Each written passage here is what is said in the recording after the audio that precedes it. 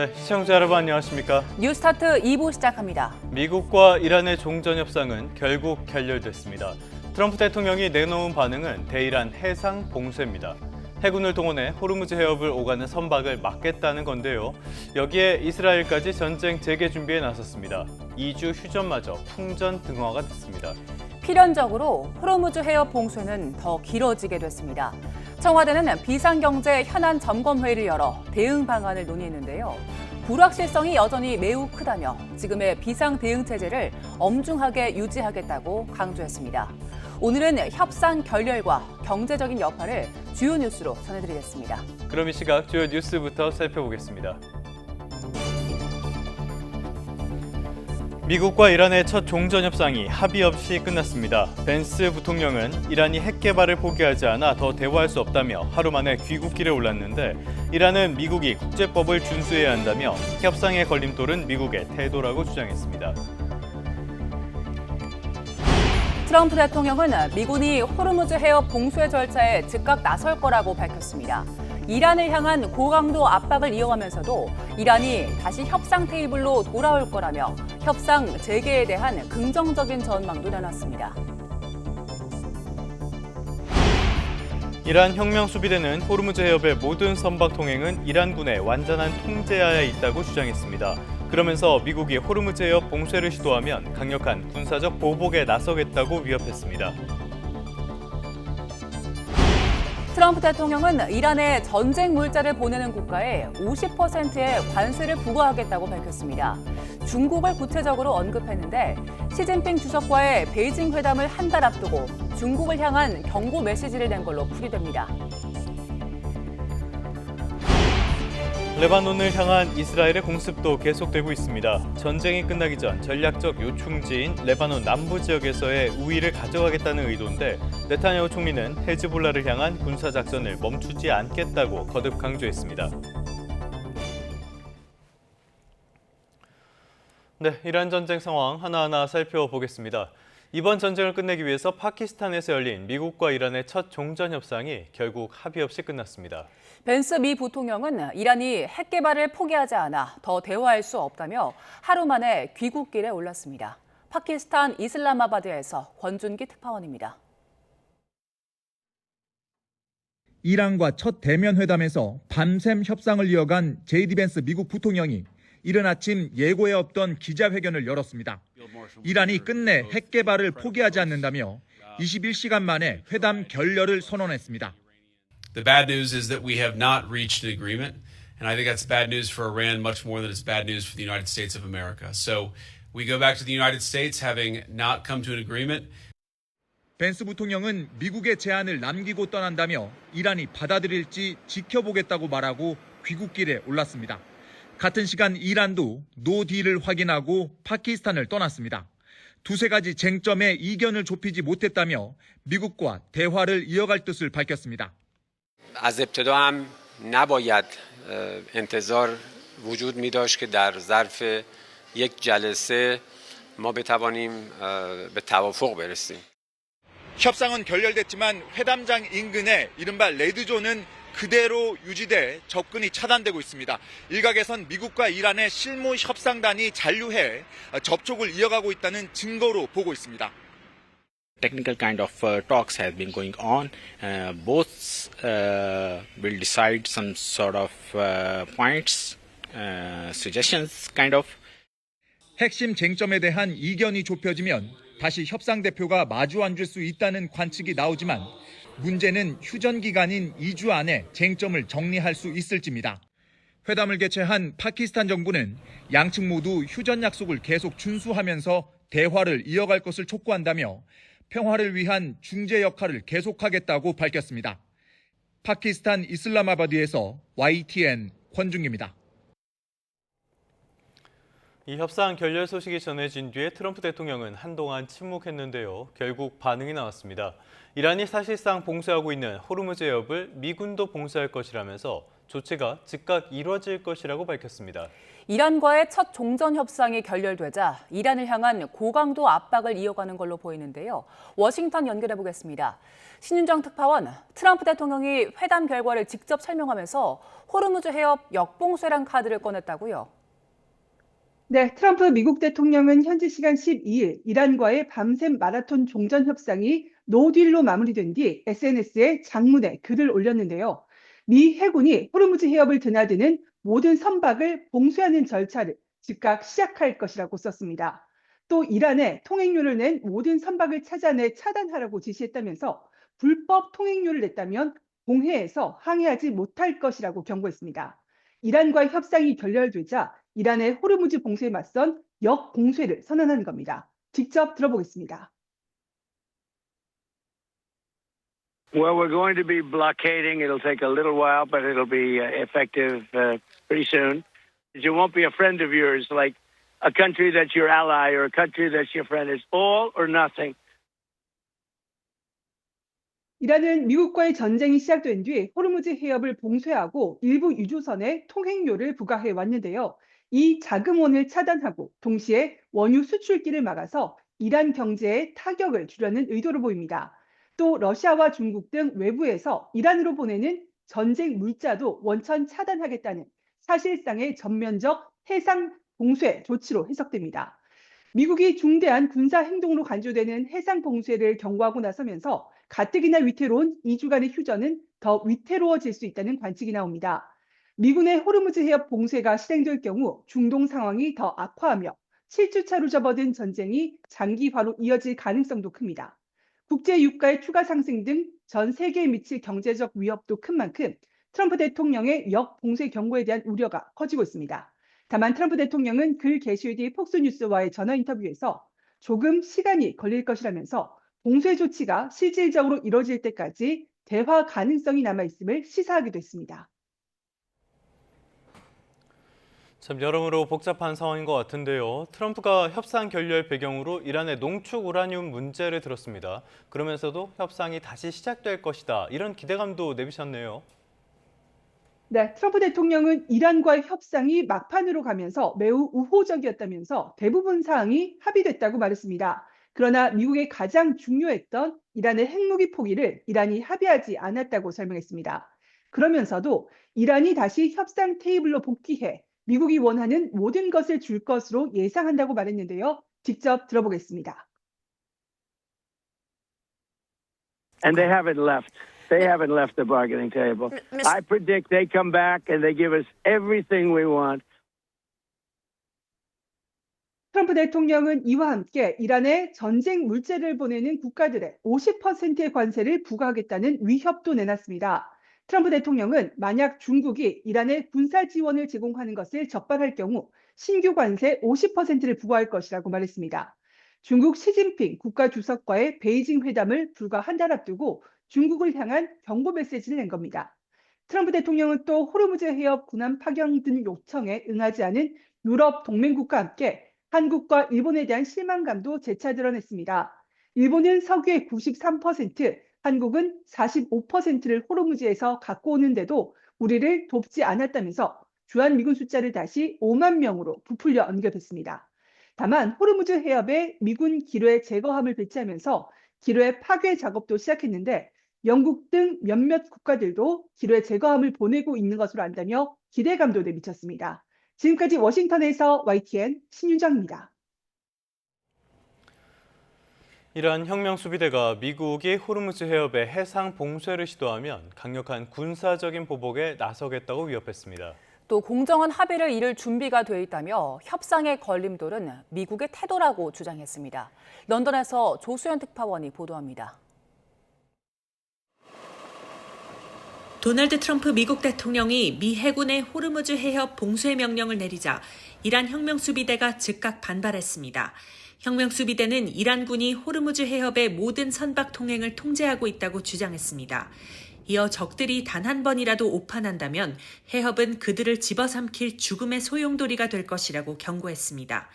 또 해상위 선박들을 조준경의 십자선과 함께 담은 영상도 게시하며 실질적 타격 능력을 과시했습니다. 미국과 동맹국 선박이 해협을 통과할 경우 언제든 표적이 될 수 있다고 위협한 겁니다. 혁명수비대는 이후 별도의 성명을 내고 모든 군함의 호르무즈 해협 접근을 휴전 위반으로 간주해 대응하겠다고 밝혔습니다. 이란은 첫 종전회담이 결렬된 것을 미국 탓으로 돌리고 있습니다.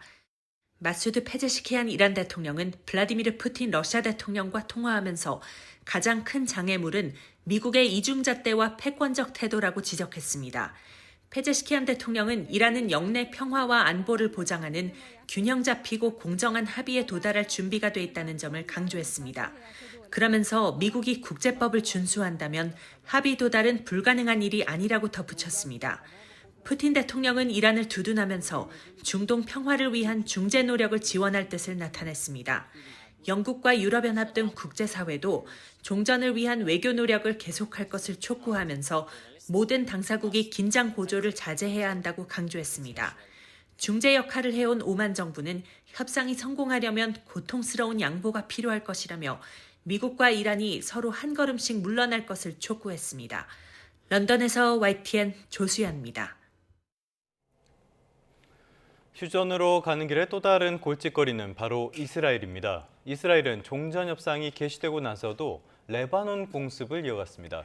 14일부터 시작되는 이스라엘과 레바논의 안보 협상을 앞두고 기선을 제압하려는 의도로 해석됩니다. 오만 무스카트에서 안동준 기자가 보도합니다.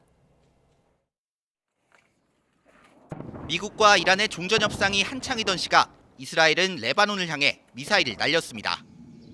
이스라엘과 국경을 맞댄 레바논 남부 마을을 겨냥한 공습으로 다수의 민간인 사망자가 발생했습니다. 이란은 미국과의 휴전 조건에 레바논에 대한 공격 중단도 포함된다는 입장이지만 이스라엘은 아랑곳하지 않았습니다. ואנחנו חונקים אותם. הם איימו עלינו בהשמדה והם עכשיו נלחמים לשרוד. אנחנו הכינו בהם, יש לנו עוד מה לעשות. 첫 종전 협상이 결렬된 뒤에도 이스라엘의 공격은 계속됐습니다. 티르와 카나 등 레바논 남부 여러 지역에서 이스라엘의 공습으로 하루에만 100명 가까이 사망했습니다. 미국과 이란이 종전 협상을 개시하면서 이스라엘은 화력을 레바논에 집중하고 있습니다. 전쟁이 끝나기 전에 전략적 요충지인 레바논 남부 지역에서의 우위를 확실히 가져가겠다는 의도로 해석됩니다. 레바논의 친이란 무장정파 헤즈볼라는 이스라엘 군과 격렬한 지상전을 벌이며 맞섰습니다. 미국과 이란의 종전 협상과 별도로 이스라엘과 레바논은 오는 14일부터 안보 협상을 시작합니다. 헤즈볼라 무장 해제 문제가 의제로 다뤄질 예정이라 협상 전 양국의 공방은 더 거세질 가능성이 있습니다. 오만 무스카트에서 YTN 안동준입니다. 미국과 이란의 첫 종전 협상이 결렬된 가운데 이스라엘의 주요 언론이 이스라엘군의 전쟁 재개 준비에 관한 기사를 일제히 쏟아냈습니다. 이스라엘 매체인 Y넷은 에알 자미르 이스라엘군 참모총장이 군의 준비태세 격상을 지시했으며 이란과의 적대 행위 재개에 대비하라는 명령을 내렸다고 전했습니다. 채널 12, 채널 13, 공영방송 칸 등 이스라엘의 3대 지상파 방송도 일제히 군 소식통을 인용해 이스라엘 군이 이란과의 무력 충돌 재개를 준비하고 있다고 보도했습니다. 지난해에도 12일 전쟁이 있었죠. 미국은 지난해 이란의 핵시설 3곳을 폭격하면서 이란의 핵 능력이 완전히 파괴됐다고 선언했습니다. 하지만 9달이나 지난 지금까지 이란의 핵 포기 약속을 요구하고 있어서 오히려 전쟁 전보다 이란의 목소리가 커질 수 있다는 관측도 나옵니다. 신호 기자의 보도입니다.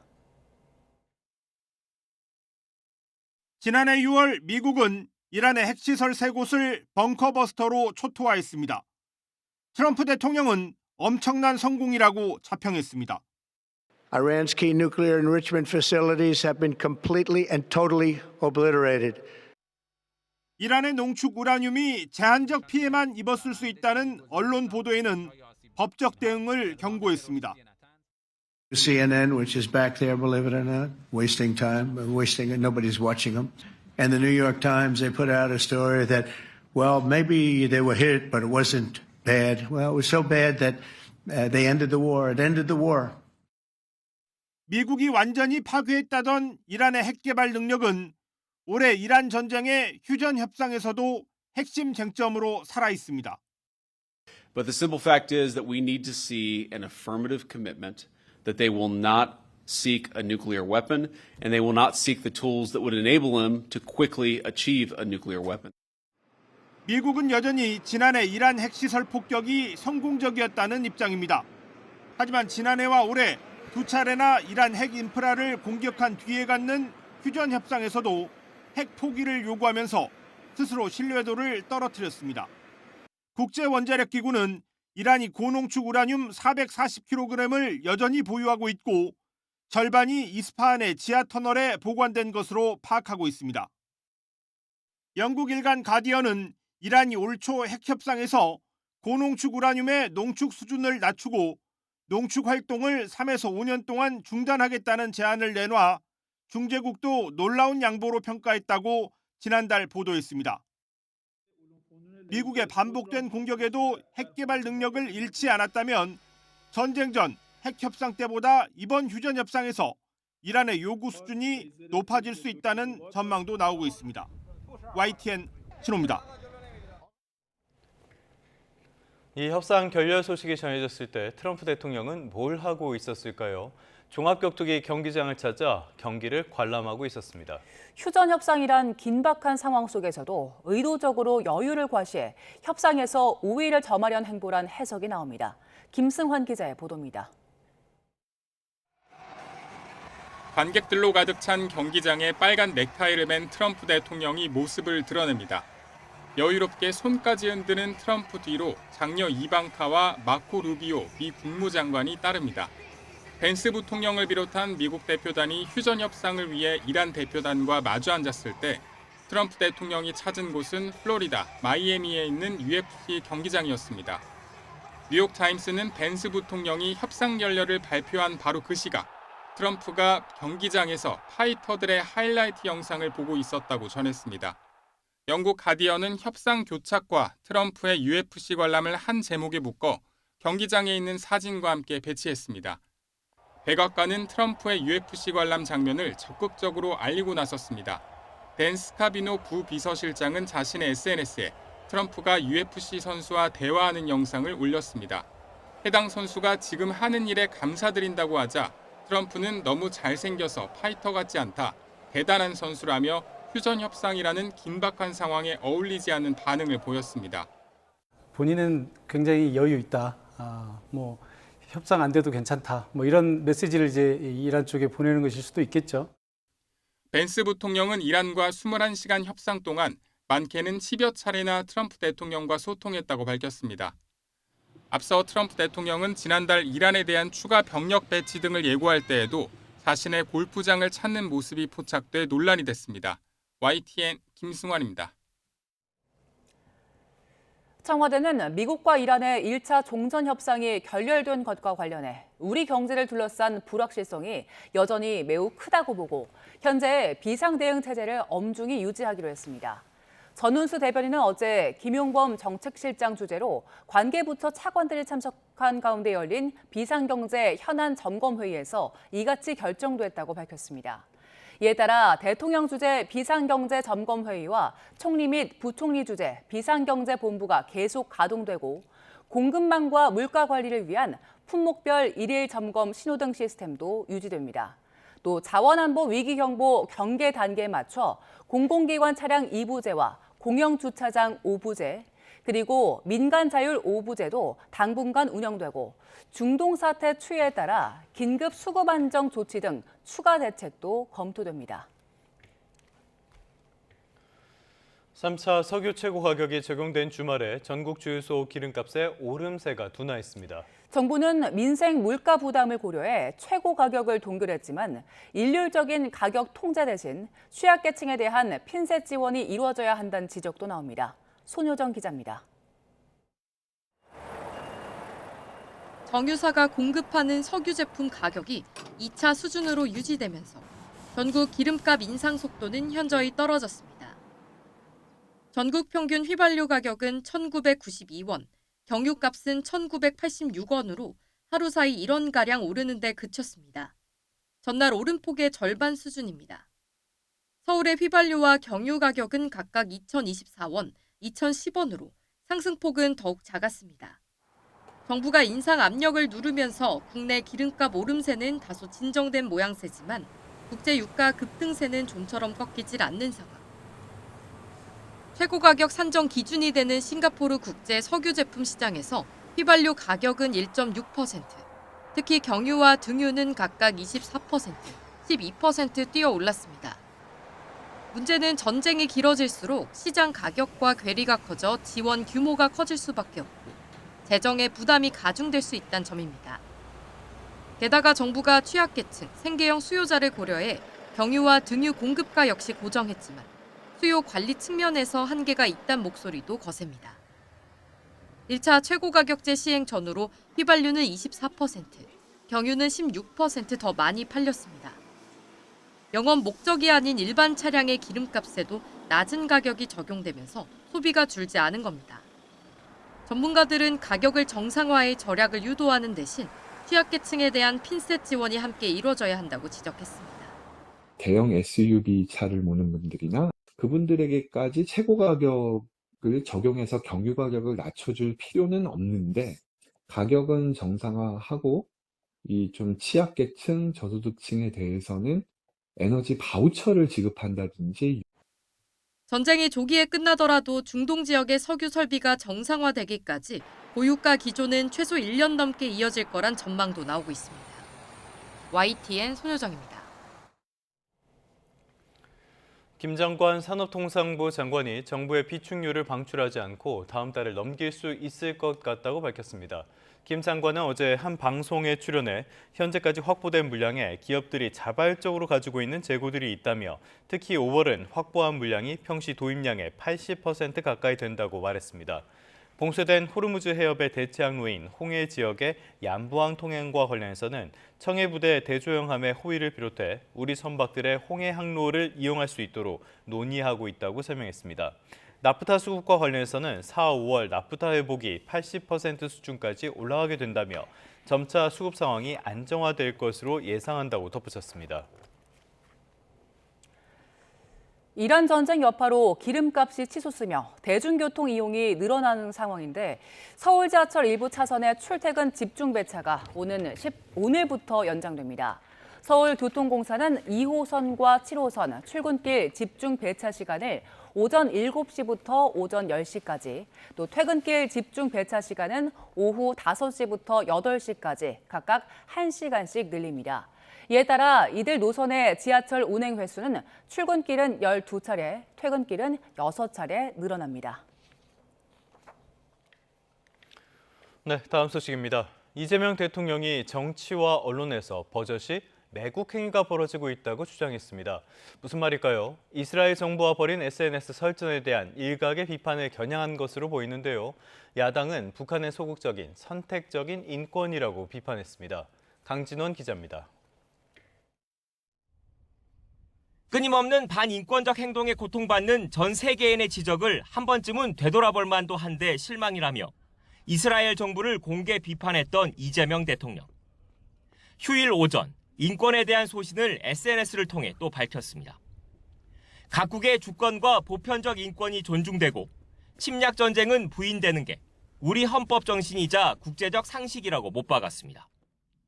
지난 10일 이스라엘군이 팔레스타인 어린이를 고문했다는 주장이 담긴 영상을 공유하며 유대인 학살과 전시 사례는 다르지 않다고 언급한 이후 사흘 연속 관련 메시지를 낸 겁니다. 비극적인 역사를 반복하지 말자는 평화와 인권의 메시지로 보아주시면 될 것 같습니다. 유대인 학살을 경시한 거란 이스라엘 외교부의 비난을 재반박했던 이 대통령은 이번엔 일부 정치권과 언론도 겨눴습니다. 국익을 포함한 공익추구가 사명인 정치와 언론에서 매국 행위가 벌어진다고 직격했습니다. 구체적 이유를 밝히진 않았지만 이스라엘 측과의 설전 등을 두고 SNS 외교 참사라고 꼬집은 야당과 일부 언론 보도를 의식한 거로 보입니다. 이 대통령의 강공에 보수 야당은 발끈했습니다. 북한 주민이 겪는 인권 유린에는 한없이 소극적인 이 대통령의 명백한 이중잣대이자 선택적 인권이라고 쏘아붙였습니다. 북한에는 침묵하고 국제사회는 훈계하는 선택적 인권으로는 국익도 외교도 인권도 결코 지킬 수 없습니다. 반면 여당은 정부가 최근 유엔 북한 인권 결의안 공동 제안국으로 참여한 사실을 거론하며 본질을 호도하는 정치 공세를 멈추라고 날을 세웠습니다. 이 대통령의 SNS 메시지를 놓고 정치권까지 공방에 가세한 가운데 청와대 내부에선 관련 논란이 더 확산하는 걸 경계하는 분위기도 감지됩니다. YTN 강준원입니다. 4월 13일 월요일 오늘의 주요 일정 살펴봅니다. 국회 대정부 질문 마지막 날인 오늘 여야는 교육, 사회, 문화 분야에 대한 질의에 나섭니다. 정성호 법무부 장관 등을 상대로 최근 더불어민주당 전재수 부산시장 후보의 통일교 금품수수 의혹 불기소 처분에 대한 질의가 집중될 걸로 보입니다. 올해 정기 인사로 새로 구성된 전국 법관 대표들이 오늘 첫 정기회의를 열고 신임 집행부를 선출합니다. 또 사법개혁 3법 공포 이후 첫 회의인 만큼 관련 안건이 상정될 가능성도 거론됩니다. 비상계엄에 가담하고 김건희 씨의 수사 관련 청탁을 들어준 혐의로 기소된 박성재 전 법무부 장관의 내란 중요임무 종사 등 혐의 사건 속행 공판이 진행됩니다. 재판부는 수사 청탁 의혹과 관련해 김건희 씨에 대한 증인 신문을 진행할 예정인데 김 씨 측은 소환에 응하겠다는 입장입니다. 최상병 순직 사건의 책임자로 지목돼 재판에 넘겨진 임성근 전 해병대 1사단장의 1심 재판이 오늘 변론을 종결합니다. 임 전 사단장은 지난 2023년 7월 구명조끼 등 안전장비를 지급하지 않은 채 수색 작전을 지시해 최상병을 숨지게 한 혐의 등을 받고 있습니다. 지금까지 오늘의 주요 일정이었습니다.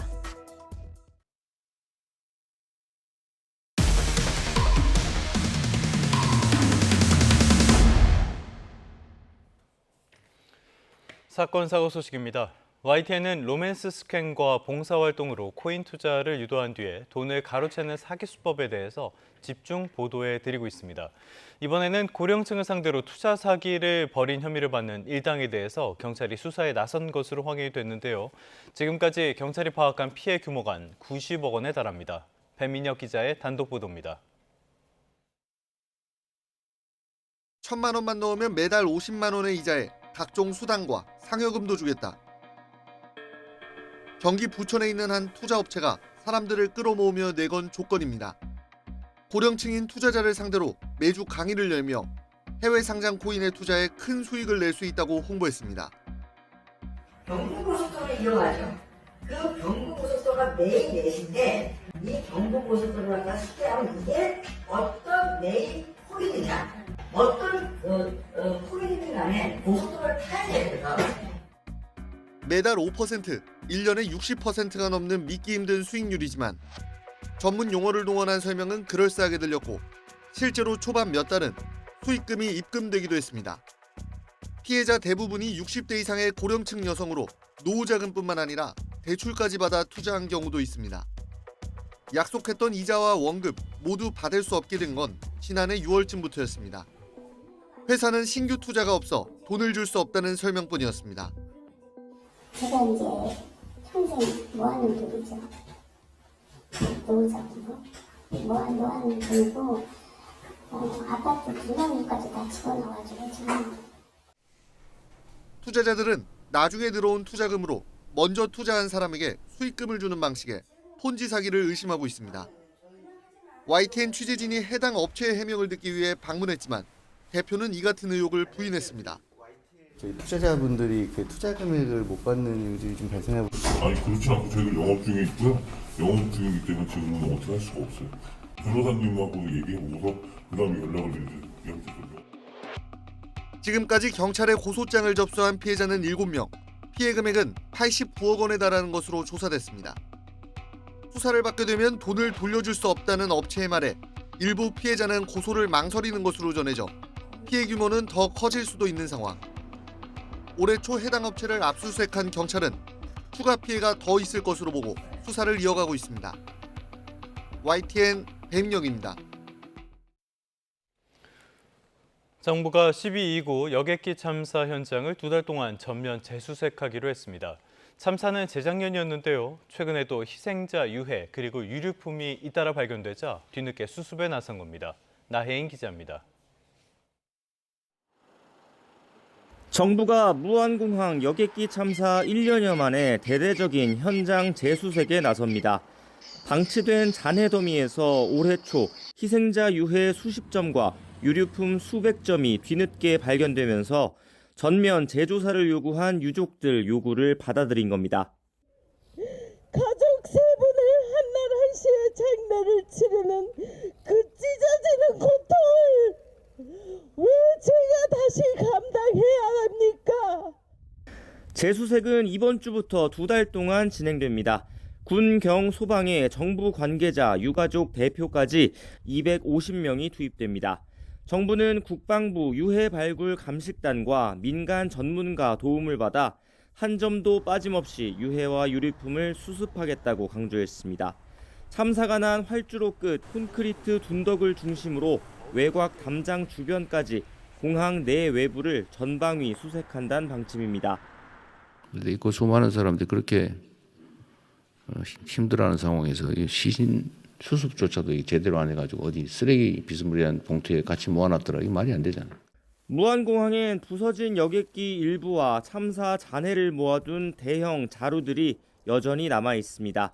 유족들은 참사 초기 유해를 제대로 수습하지 않은 경위를 확인해 책임자를 문책하라고 요구했고 이재명 대통령은 철저한 조사를 약속했습니다. 이번 주 참사 12주기를 앞둔 세월호 유족은 연대의 뜻을 전하며 생명안전기본법 제정과 국가재난대응체계 개편을 촉구했습니다. YTN 나힌입니다. 어제 아침 전라남도 완도에 있는 수산물 가공 공장 냉동창고에서 큰 불이 났습니다. 안타깝게도 화재 진압 과정에서 소방관 2명이 목숨을 잃었습니다. 오점곤 기자의 보도입니다. 일요일 아침 8시 25분쯤 전라남도 완도군 군내면에 있는 수산물 가공 제조업체에서 불이 났다는 신고가 접수됐습니다. 두 번째 냉동 창고 쪽에서 불이 시작됐는데 불길이 거세 소방당국은 대응 1단계를 발령했습니다. 안에서 일하고 있다가 나왔다니까요. 이제 여기 볼일 보러 나왔더니 막 그렇게 됐더라고요. 불이? 그때는 뭐 사람도 엄청 많이 있었어요. 소방차도 막 많이 있었고. 그런데 화재 진압 과정에서 소방관 2명이 실종됐습니다.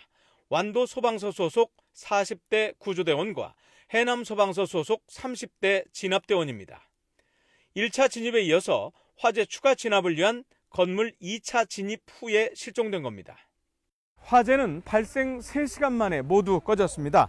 하지만 안타깝게도 실종됐던 소방대원 2명도 숨진 채 발견됐습니다. 냉동창고 업체 관계자 1명도 연기를 들이마셔 병원으로 이송됐습니다. 이번 불은 냉동창고에서 진행하던 바닥공사 도중에 발생한 것으로 추정되고 있습니다. 토치에 불을 붙여서 작업을 하다가 화재로 번졌다는 겁니다. 바닥을 긁어내고 잘 안 긁어진 부분은 토치로 이렇게 가열을 시켜가지고 녹이는 작업을 하려고 하다 그런 것입니다. 실종 직후 대통령과 국무총리는 사용 가능한 모든 자원을 총동원하라고 했지만 끝내 소방관 2명은 불길 속에서 빠져나오지 못했습니다. YTN 오점곤입니다. 순직한 소방관들은 2차 진화 작업에 나섰다가 폭발이 일어나면서 변을 당했습니다. 소방당국은 토치를 이용해 바닥 페인트 제거 작업을 하던 중 불이 시작됐고 창고 내부에서 발생한 유증기가 점화하며 폭발한 걸로 보고 있습니다. 김대근 기자의 보도입니다. 불이 난 전남 완도의 냉동창고 내부에 투입된 소방대원은 7명입니다. 1차 진화 작업 이후에도 연기가 계속되자 2차 진화 작업을 위해 다시 건물에 진입했습니다. 그런데 몇 분 뒤 폭발이 일어나며 인명피해로 이어졌습니다. 현장 지휘팀이 무전으로 급하게 대피를 지시했지만 미처 빠져나오지 못한 소방관 2명이 결국 숨졌습니다. 밖으로 화재가 분출이 됐습니다. 분출이 되고 그때 밖에서 지휘팀장이 전원 대피 무전으로 대피 명령을 내렸는데 2명은 부득이하게 안에서 탈출하지 못했었습니다. 공장 바닥은 에폭시, 전장은 우레탄, 벽면은 우레탄과 패널로 마감돼 있었던 것으로 파악됐는데 바닥에서 토치를 활용해 페인트를 제거하는 작업을 하다 불이 시작된 것으로 추정됩니다. 소방은 이 과정에서 에폭시와 우레탄에서 나온 유증기가 천장에 쌓여 있었던 것으로 보고 있습니다. 밀폐된 공간이라 쉽게 빠져나가지 못한 유증기가 동시에 점화하며 폭발로 이어진 것으로 추정되는데 해당 창고는 스프링클러 설치 대상도 아니었던 것으로 파악됐습니다.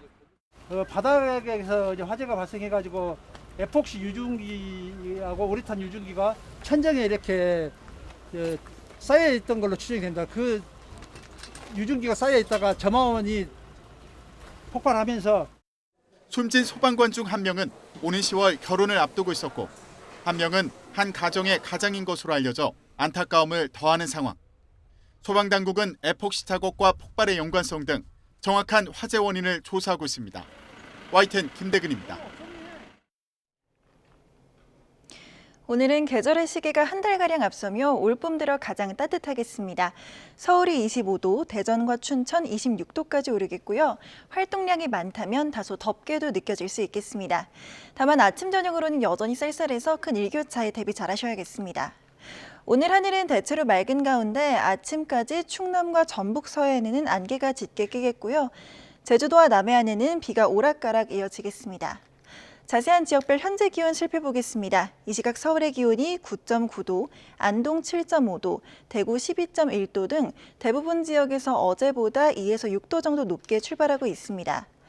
한낮 기온은 서울이 25도, 세종과 청주 26도까지 오르는 등 곳곳에서 올봄 최고 기온을 기록하겠습니다.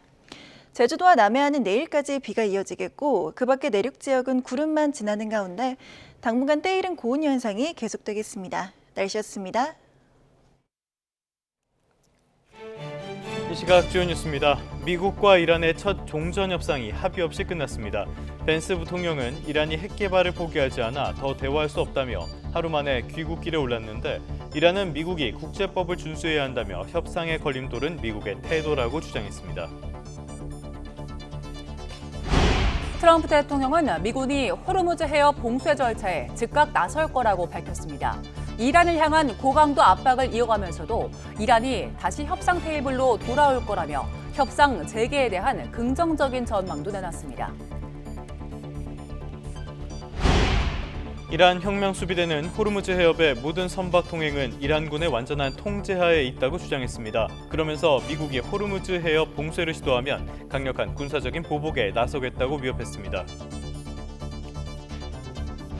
레바논을 향한 이스라엘의 공습도 계속되고 있습니다. 전쟁이 끝나기 전 전략적 요충지인 레바논 남부 지역에서의 우위를 가져가겠다는 의도인데 네타냐후 총리는 헤즈볼라를 향한 군사작전을 멈추지 않겠다고 거듭 강조했습니다.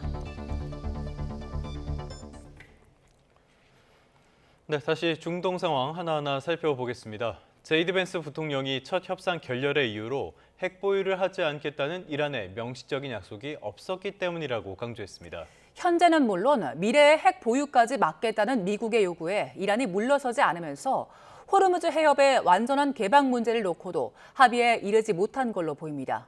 김주영 기자의 보도입니다.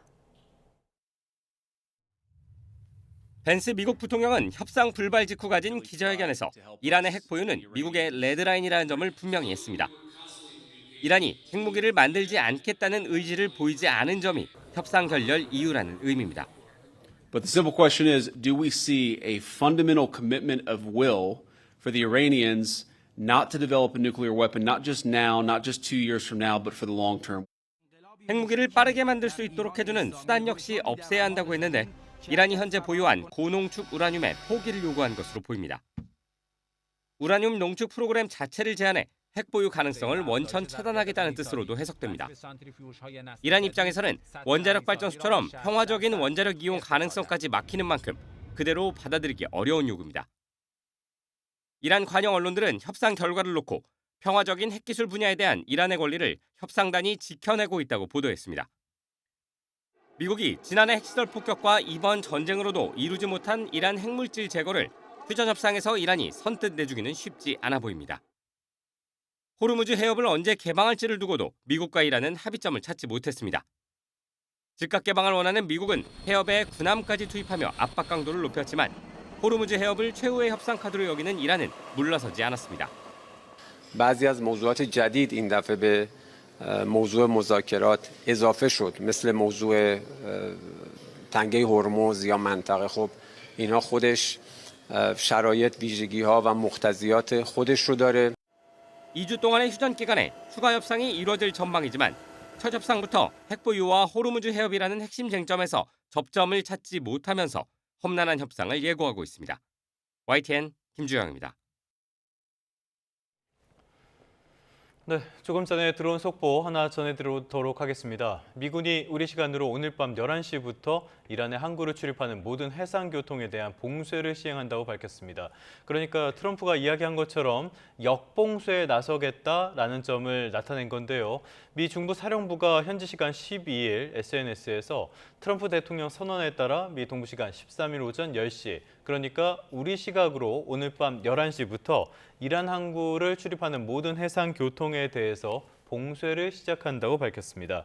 미 중부사령부는 이 봉쇄는 아라비아만과 오만만에 위치한 모든 이란의 항구를 포함하며 이란 항구와 연안 지역을 드나드는 모든 국가의 선박에 대해서 차별 없이 적용된다고 설명을 했습니다.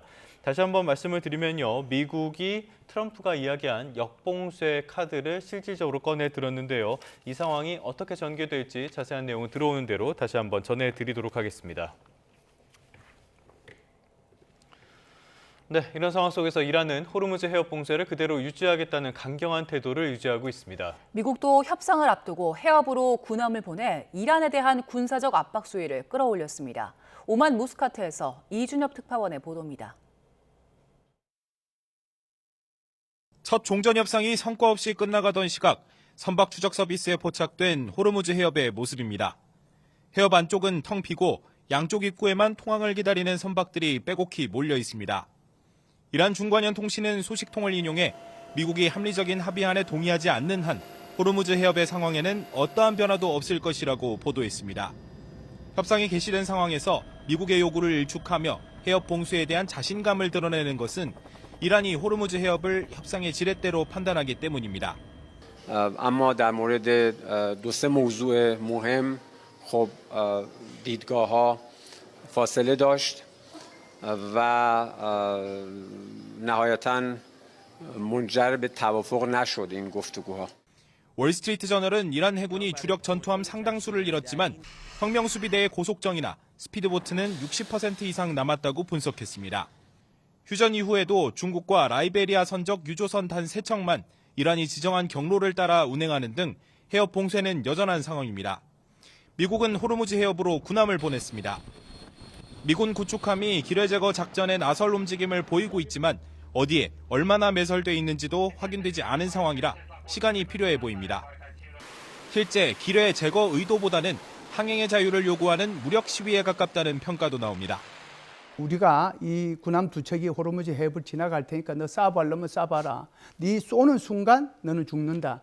거기에 대한 이제 압박이고, 그리고 내가 이렇게 지나갈 테니까 이것이 바로 호르무즈 해협의 완전 개방을 의미하는 거다. 미국의 압박에도 이란은 협상 타결 때까지 호르무즈 해협 봉쇄를 풀 생각이 없어 보입니다. 종전 협상이 진행되는 2주 동안에도 지금처럼 통항이 제한되는 상황이 지속될 가능성이 있습니다. 오만 무스카트에서 YTN 이준엽입니다. 트럼프 대통령은 미국과 이란 간의 첫 종전협상 회담이 결렬됐지만 이란이 다시 협상 테이블로 복귀할 것으로 내다봤습니다. 트럼프는 폭스뉴스와의 전화 인터뷰에서 이란은 협상 테이블을 떠나지 않았다며 그들이 돌아와 우리가 원하는 모든 것을 줄 것으로 예상한다고 주장했습니다. 전망의 이유로는 그들에게는 카드가 없다며 이란의 모든 군사력을 파괴했다는 점을 부각하기도 했습니다. 파키스탄에서 미국과의 종전 협상을 마치고 귀국한 모하마드 바게르 갈리바프 이란 의회 의장이 도널드 트럼프 대통령의 위협을 일축하며 어떤 위협에도 굴복하지 않겠다고 밝혔습니다. 갈리바프 의장은 현지 시간 12일 테헤란에서 만난 기자들과 만나 미국이 싸움을 걸어온다면 우리도 싸울 것이고 논리를 가지고 온다면 우리도 논리로 응답할 거라며 이같이 말했습니다. 또 우리는 군사적 전면전, 경제 제재, 정치적 압박 속에서도 굴복하지 않았고 오히려 적들이 얼마나 절망적인 상태인지 전 세계에 보여줬다고 강조했습니다. 파키스탄에서 열린 미국과 이란의 첫 종전 협상이 결렬되자 국제사회는 실망감을 나타내면서도 종전 합의를 위한 외교적인 노력을 계속할 것을 촉구했습니다. 유럽연합, EU는 양측의 협상이 결렬된 건 유감이지만 중동 전쟁을 해결하기 위해서는 외교가 필수라고 강조했습니다. 키어 스타머 영국 총리는 미국과 이란이 해법을 찾아야 한다며 휴전이 유지되고 모든 당사국이 긴장 고조를 자제해야 한다고 밝혔습니다. 바드르 알부사이디 오만 외무장관은 양측의 협상이 성공하려면 고통스러운 양보가 필요할 것이라며 종전을 위해 미국과 이란이 서로 한 걸음씩 물러설 것을 촉구했습니다. 베냐민 네타냐후 이스라엘 총리가 현지 시간 12일 이스라엘군이 점령 통제하고 있는 레바논 남부 완충제대를 방문해 헤즈볼라를 향한 군사작전을 멈추지 않겠다고 거듭 강조했습니다. 네타냐후 총리는 현장 시차로 레바논에서의 전쟁은 여전히 계속되고 있다며 아직 해야 할 일이 더 남아있다. 우리는 그 과업을 수행하는 중이라고 말했습니다. 이어서 우리가 이 완충지대를 확보한 덕분에 레바논으로부터의 침공 위협을 저지할 수 있었다고 평가하며 이 지역의 통제권을 유지하겠다는 뜻을 밝혔습니다. 이란이 미국의 F-15 전투기를 격추했던 휴대용 방공 무기를 중국이 공급했다는 보도가 나왔습니다. 트럼프 대통령까지 나서 사실이라면 중국은 큰 문제를 겪게 될 거라고 경고했습니다. 베이징에서 강정규 특파원입니다. 지난 3일 미국 F-15 전투기와 A-10 공격기가 이란군에 의해 잇따라 격추당했습니다. 특히 F-15 조종사 1명이 실종되면서 양국 사이 구출과 생포 작전이 동시에 벌어지기도 했습니다. 36시간 만에 현실판 라이언 일병 구하기 작전은 성공했지만 미국의 자존심은 추락한 뒤였습니다. مبنی بر نابودی کامل پدافند هوایی ایران یک فروند جنگنده متخاصم آمریکا در آسمان مرکزی ایران توسط سامانه نوین پدافند پیشرفته هوافضای سپاه 이란이 말한 신형 방공 무기는 어깨 견착식 휴대용 미사일 맨페지로 알려졌습니다. 대당 6,500만 원짜리로 1,500억 원이 넘는 미군 주력 전투기를 격추한 셈입니다. 미국 정보당국은 중국이 제3국을 통해 이란에 이 같은 방공 무기를 건넸다는 첩보를 흘렸습니다. 미국 매체들은 앞에선 휴전을 중재한 중국이 뒤에선 무기를 공급하고 있다고 썼습니다. 트럼프 대통령까지 나서 경고성 발언을 내놨습니다. President, there's U.S. intelligence that China is preparing to ship weapons to Iran. Well, if China does that, China's going to have big problems, okay? 주미 중국 대사관은 사실이 아니라며 근거 없는 주장과 선정적인 해석을 삼가라고 일축했습니다. 앞서 미국에선 중국이 개전 이후에도 미사일 연료를 이란에 수출했다는 의혹도 제기됐습니다. 미국과 이란의 첫 평화談판이 불발로 끝난 가운데 중국 전쟁 개입설에 군부를 지피는 모양새입니다. 베이징에서 YTN 강정규입니다. 이번 전쟁 여파로 나프타를 이용한 합성수지 제품의 품귀 현상이 벌어지고 있습니다. 한의원에서 널리 쓰이는 한약 포장재를 비롯해 농업용 필름 같은 농자재까지 공급 불안을 겪고 있습니다. 허성준 기자의 보도입니다. 한의원에서 주문받은 탕약 등을 제조하는 회사입니다. 국내 최대 규모 시설이지만 생산 중단 압박을 받고 있습니다. 파우치 같은 포장재 공급이 원활하지 않은 겁니다. 지난달 받은 물량으로 일단 버티고 있지만 다음 공급이 언제 이뤄질지 기약이 없습니다. 게다가 단가 인상까지 통보받았습니다. 납품 일정 자체가 나오질 않습니다. 발주만 드리고 기다리는 수밖에 없는 상황입니다. 이런 시장 상황이 계속 지속이 된다 그러면 사실 저희도 이제 그런 제조 업체다 보니 생산가에 반영이 될 수밖에 없는 상황이긴 한데 농가 사정도 크게 다르지 않습니다.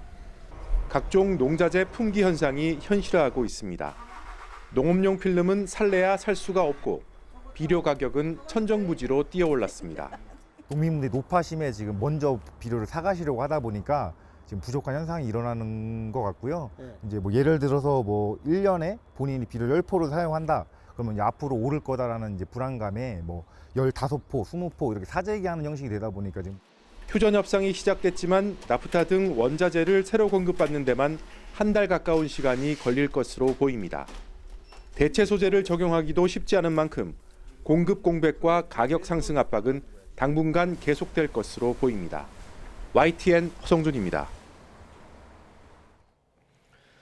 이 전쟁으로 가장 큰 영향을 받은 나라 다름 아닌 우리나라입니다. 증시도 마찬가지입니다.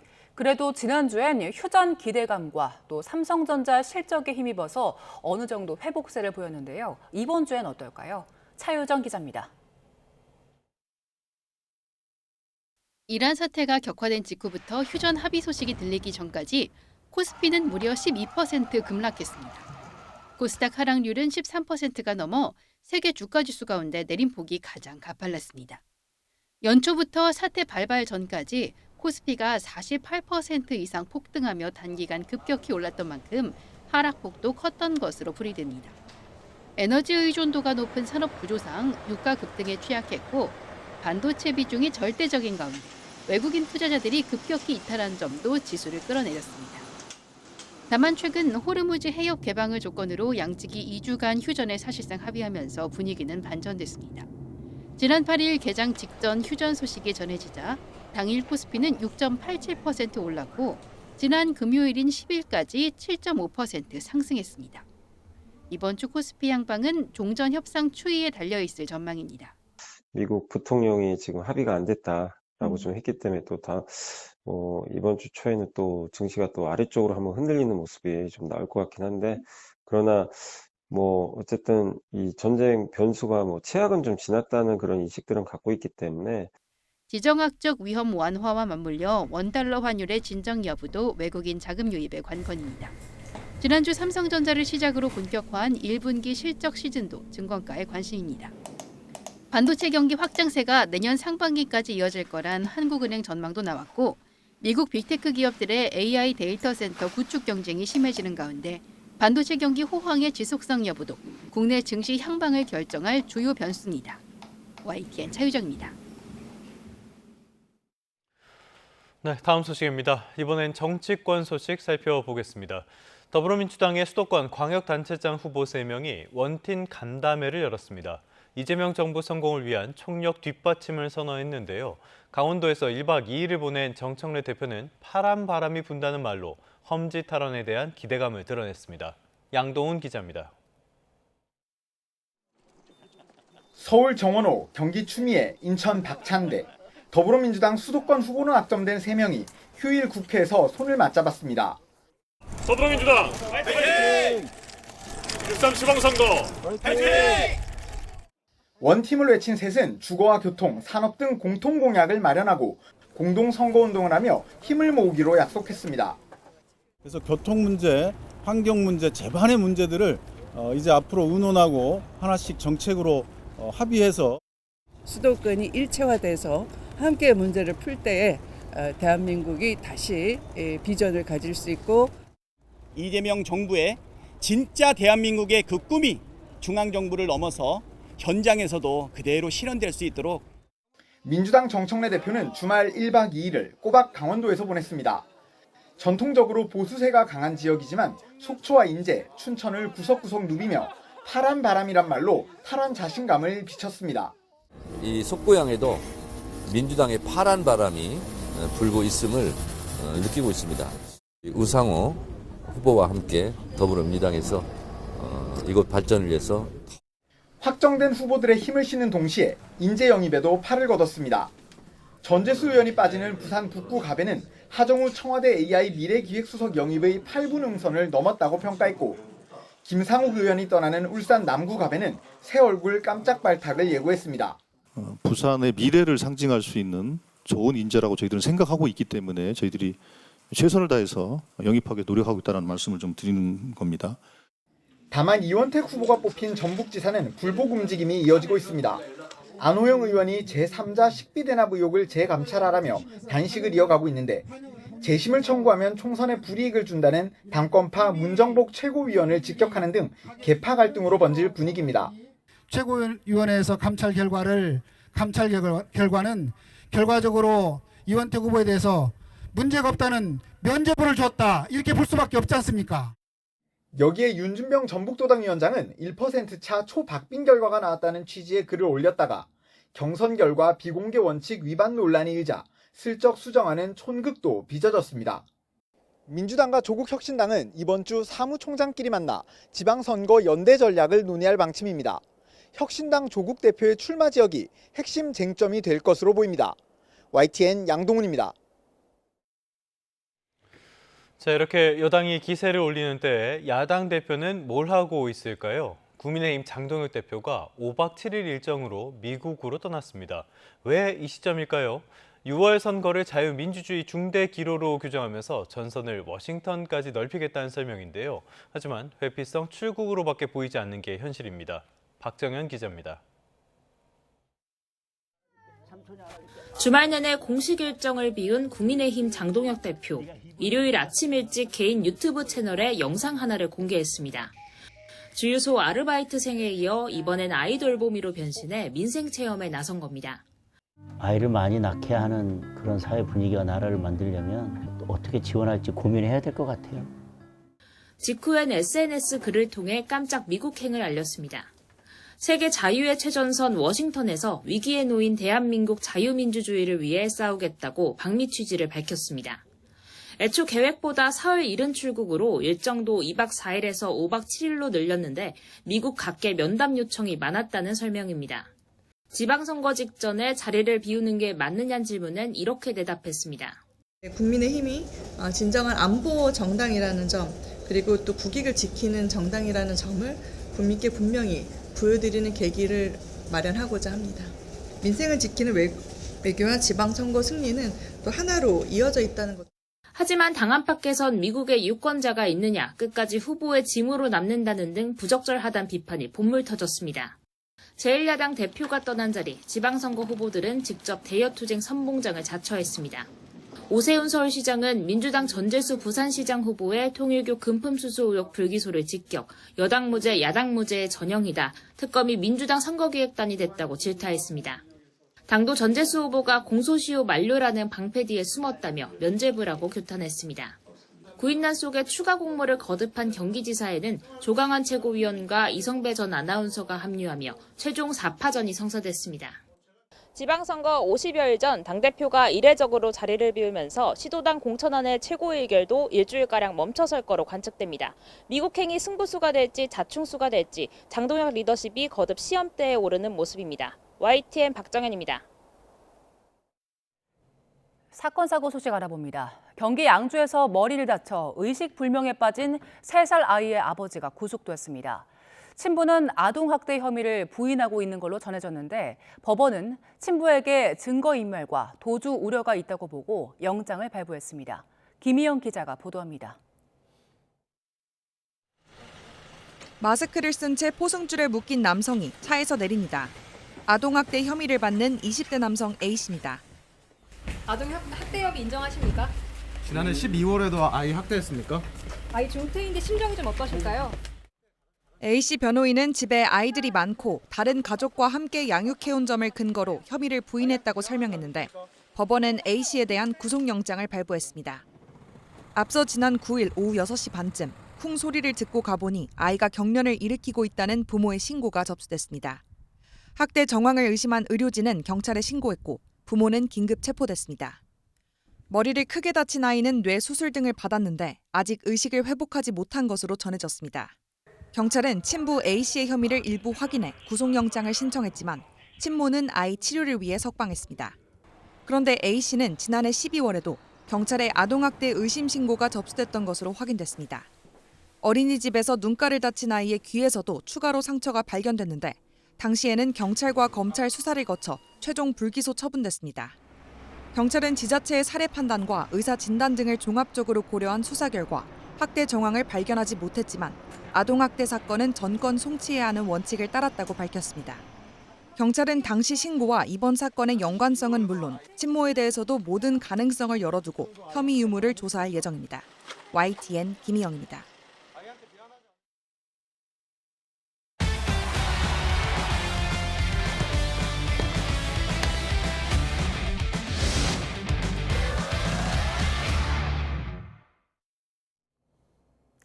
스포츠 뉴스입니다.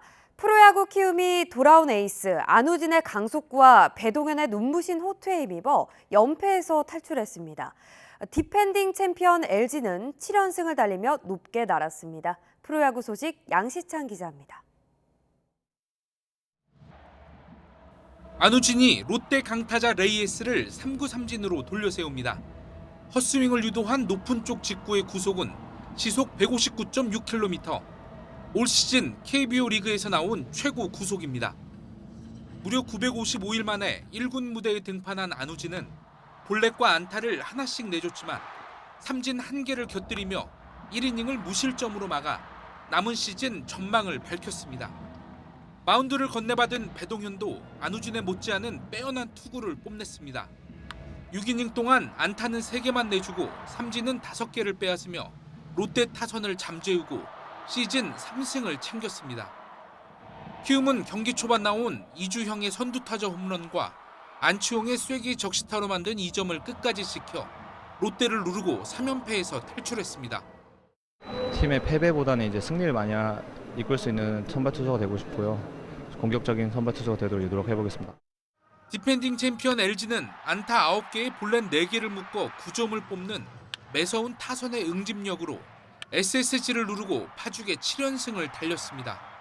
마운드에선 선발 톨 허스트가 6이닝을 무실점으로 막으며 시즌 2승을 수확했습니다.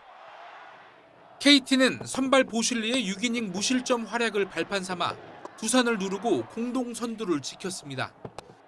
이번 경기까지 17이닝 연속 무실점을 기록 중인 보슐리는 시즌 3승을 챙겼습니다. 대전에서는 안방마님 한준수가 4안타 3타점으로 불방망이를 휘두른 기아가 하나를 꺾고 4연승을 내달렸고 원태인이 올 시즌 처음 등판해 3과 3분의 2이닝을 무실점으로 막은 삼성도 NC와의 주말 3연전을 싹쓸이했습니다. YTN 양시창입니다. 프로축구 K리그 강원이 강한 압박과 왕성한 활동량으로 대전을 3연패에 몰아넣으며 2연승을 달렸습니다. 강원은 대전과의 K리그1 원정 경기에서 전반 34분에 터진 김대현의 선제골과 후반 추가 시간에 나온 대전 김문환의 자책골로 2대0 승리를 거뒀습니다. 김천 경기에서는 안양이 후반 추가 시간 막판 동점골을 내주며 다 잡은 승리를 놓치고 김천과 1대1로 비겼습니다. 2부 리그 경기에서는 이정효 감독이 이끄는 수원 삼성이 김포에 개막 첫 패배를 당하면서 2경기 연속 무득점, 무승의 부진에 빠졌습니다. 여자 프로농구 KB가 플레이오프에서 우리은행에 3연승을 거두고 챔피언 결정전에 올랐습니다. KB는 여자 프로농구 플레이오프 3차전 원정에서 우리은행에 81대 55로 대승을 거뒀습니다.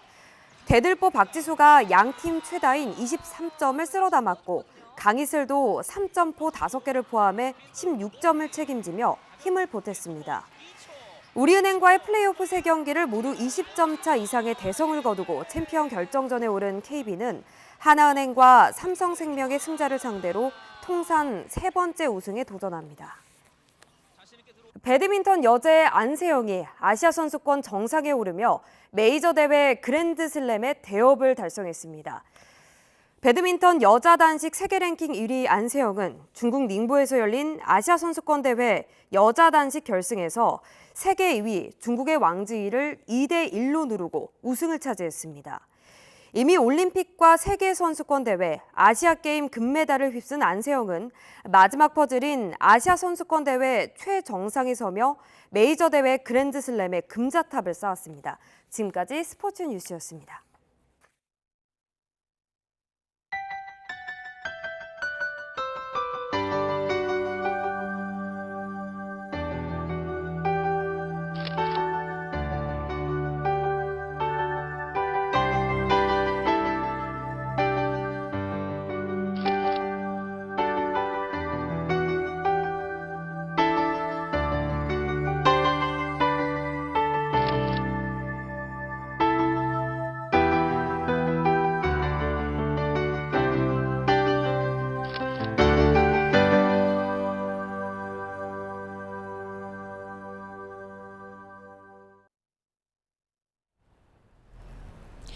오늘은 올 봄 들어 가장 따뜻한 날씨가 예상됩니다. 현재 서울을 포함한 대부분 지역에서 기온이 10도 안팎 보이고 있는데요.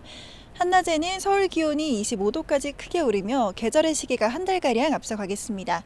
낮 동안 따스함을 넘어 다소 덥게 느껴지실 수도 있겠지만 큰 일교차에는 대비 잘해주시기 바랍니다. 그럼 먼저 자세한 지역별 현재 기온부터 살펴보도록 하겠습니다. 이 시각 서울의 기온이 9.7도, 대전 8.8도, 대구 11.7도 등 어제보다 2에서 6도가량 높게 출발하고 있고요. 한낮에는 서울과 광주 25도, 대전과 청주 26도 등 올봄 최고 기온을 경신하는 곳이 있겠습니다. 오늘 내륙 하늘에는 구름만 다소 지나겠지만 제주도와 남해안은 비가 오락가락 이어지겠습니다. 이들 지역은 내일까지 비가 내렸다 그치기를 반복하겠고 그 밖의 지역은 구름만 다소 지나는 가운데 당분간 때이른 고온 현상이 계속되겠습니다.